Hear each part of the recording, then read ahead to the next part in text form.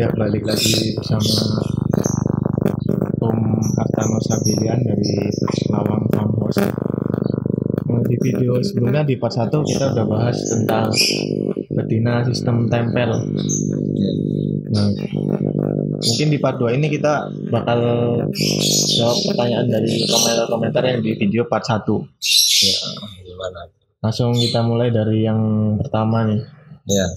Nah, setelah proses itu waktu dipisahnya itu seharian apa gimana sih Om? Oh, kalau misalnya sistem tempel ya dipisahnya itu dia maksimal awal itu sejam. Maksimal sejam dipisah itu kan udah waktu proses bisa tempel kan. Itu maksimal itu sejam. Bunyi nggak bunyi tempel lagi, nanti ditelatenin terus target itu pertama kan sejam itu pasti awalnya itu nggak bunyi, burung itu nggak bakal bunyi. Nanti besoknya sejam lagi, nanti dia di sekitaran 40 menit dia mau bunyi sekali. Itu proses ya. Nanti lama-lama pokoknya sejam, nanti lama-lama dia mendekati 30 menit baru bunyi, nanti 20 menit baru bunyi. Nah, itu kan ditelateni terus. Nanti lama-lama waktu dicabut itu langsung bunyi, itu udah sukses. Pokoknya kalau udah dicabut langsung bunyi, burung itu keluar dobelan, itu nggak usah lama-lama, cabutnya nggak usah sejam lagi. Pokoknya dia paling 5 kali narik atau 10 kali narik udah keluar dobelan. Nah, itu udah bisa ditempel lagi sama pasangannya itu. Nah, terus nih ada lagi Om. Kalau udah babak akhir, kalau udah jalan lapangan kan dipasangin. Iya. Nah, itu rawatan hariannya tetap full kerodong, tapi bareng jantannya apa diablak atau gimana tuh? Kalau fase akhir itu dia kan sudah jalan lapangan tuh, udah sistem muntul kan, udah jalan lapangan, udah sistem muntul. Cari pasangan lagi, entah burung mainan, pokoknya sepasang nanti dijejer sama dia, jadi dia diablak, di pasangan. Ada pasangan lagi, jadi dia sistem tempel pasangan, udah nggak sistem tempel single lagi. Jadi dia pasangan, tempelannya juga harus pasangan buat supaya dia itu cuek. Nah, itulah yang dibilang sistem tempel pasangan. Nanti ya kelanjutannya dari sistem tempel udah jalan lapangan itu pasangan tempel sama pasangan, 2 burung aja, 3 burung lah maksimal gitu. Itu kalau udah jalan lapangan ya. Kalau udah jalan lapangan udah enak, udah tinggal tempel itu aja, tempel sama pasangan. Terus nih ada pertanyaan lagi, kalau misalnya udah sistem kerodong, jantannya itu dimanain? Nah, kalau sudah masuk sistem kerodong itu jantannya itu maksimal itu meter dari dia. Jadi misalnya di kerodong ya, digantung, biarin aja, nanti buat mancing birahi dia supaya nggak naik turun itu ya dari jantan, suara jantan itu. Nah, jantan itu entah dipisah, pokoknya semeteran lah. Pokoknya pasti jantan itu pasti entah ngoak-ngoek, entah pokoknya ya nyari si betina itu. Yang paling gacor nanti si jantan itu, tapi nanti keluar suara birahi itu si betina dalam kerodong itu bakal keluar suara birahi nanti, kretek. Nah, nanti dalam proses dia semakin gacor itulah kebentuk nanti suara-suara minor itu. Nah, terus kalau waktu dipisahnya itu berapa lama sih, sehari atau gimana? Kalau dipisah itu ya sebenarnya itu maksimal itu kalau saya ya pribadi itu sejam. Nanti kalau dia mendekati dicabut, dipisah dari tempelannya langsung gacor, itu udah nggak sejam lagi sayanya. paling 30 menit, kalau enggak ya 20 menit. Pokoknya takarannya itu saya patokannya itu waktu kegantangan, waktu penilaian. Nah, itu patokan saya. Jadi kalau misalnya dicabut langsung maksimal itu ya 10 menit lah. Nggak usah lama-lama, tapi cabutnya itu jangan sehari sekali. Nah, misalnya nggak ada kegiatan nih, kalau saya ya pagi jam 10 ya, jam 9 itu saya cabut, langsung ya, ini udah pas cabut langsung ya, udah 10 menit, kalau nggak 15 menit saya tempel lagi. Nanti jam-jam 12 itu saya pisah lagi burung itu, karena nggak mau bunyi, tetap ditelaten nih. Pokoknya sehari itu bisa 3 kali 4 kali kalau saya misalnya. Kalau untuk orang kerja tuh ya pagi sama sore itu aja. Sore jam-jam setengah 6 itu ya nggak apa-apa. Kalau pulang kerja ya, kalau kantoran itu kan jam 5 udah pulang kan. Kalau usaha misalnya usaha itu berarti sebenarnya sih 2 kali, makin minimal itu 2 kali kalau mau nyapu. Ya gimana cara, entah apa malam diterangi aja lampunya, nggak masalah. Jadi dipisah tuh, kan ada tuh kayak proses kamera itu, ada yang ngeceknya malam itu karena saya nggak sempat kalau sore. Jadi saya dekati lampu aja, saya pisahkan, saya dekati lampu, udah gitu aja. Nah, terus ada yang tanya lagi nih Om, setelah masuk full prodong, pakan jantan dan betina masih polos atau pakai pakan kenceng? Kalau masuk full prodong itu ya harus tetap polos, karena kan dia nanti kan si jantan itu yang mancing birahinya, nggak perlu kita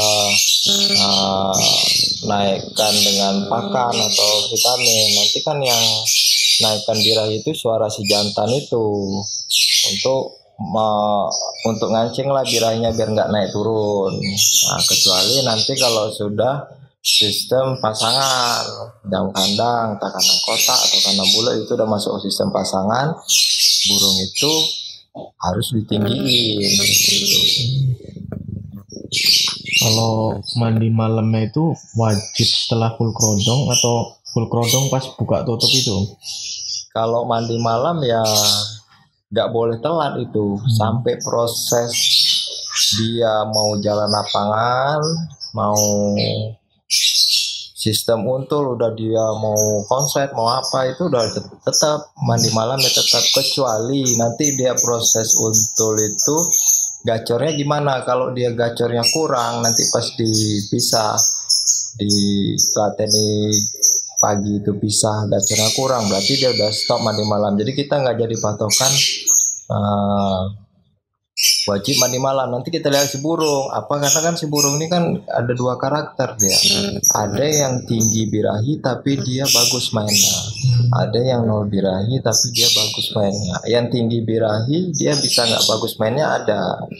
Nah, jadi mandi malam itu di proses untul ini ya. Kalau masih tempel itu wajib mandi malam, tapi kalau udah masuk proses untul, dia kurang gacor, berarti dia udah nggak perlu mandi malam lagi, karena kan untulannya itu yang nyetabilin si betina ini. Karena dia ada untulan ini kan beda-beda, ada yang untulan ini malah naikin birahi si betina ada.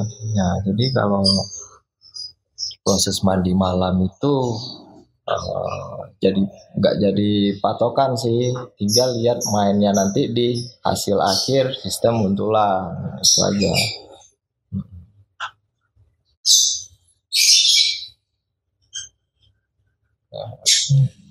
Terus ada lagi nih, cara sistem kerodongnya nih masih pada bingung katanya. Cara sistem kerodongnya yang itulah, kalau sistem ini kan udah sistem tempel nih, udah masuk sistem kerodong.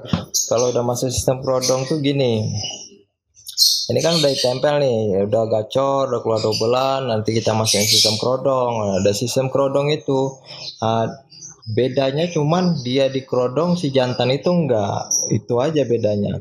Tapi proses dari awal itu sampai sistem kerodong tetap disamain. Dia kasih merah putih, jagung, mandi malam itu wajib. Jadi nggak ada bedanya. Bedanya itu dia udah dikerodong si betina ini. Nah, kerodongnya buka itu aja juga harus malam. Karena jangan sampai dia lihat cahaya matahari itu yang lihat. Nah, buat kegunaannya itu kalau saya pribadi ya, dia kenapa dibuka malam? Karena kita kan kalau kebawa kegantangan itu kan proses posisinya itu burung itu kan gelap, dikerodong. Kita buka dia langsung lihat cahaya. Biasanya kan gimana ya,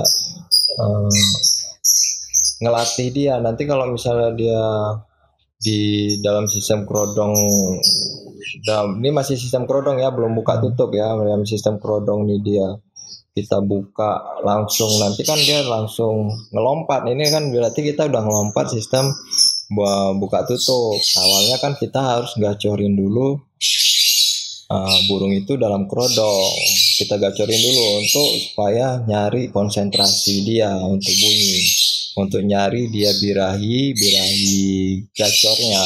Dia bunyi birahi langsung gacor, birahi langsung gacor, gitu aja.